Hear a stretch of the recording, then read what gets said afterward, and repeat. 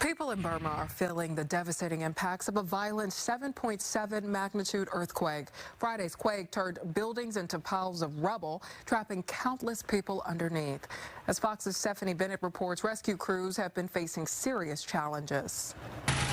Rescue efforts continue in Burma after a brutal earthquake on Friday killed nearly 1,700 people. Thousands more are believed to still be missing in the Southeast Asian country.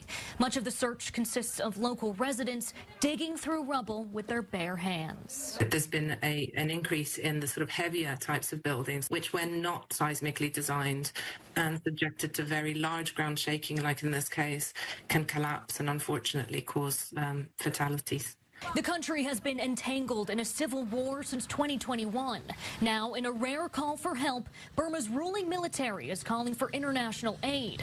Rescue teams from China and Russia arrived with heavy machinery to speed up the rescue process. But time is ticking. Local residents are reporting the smell of dead bodies filling the streets of Mandalay.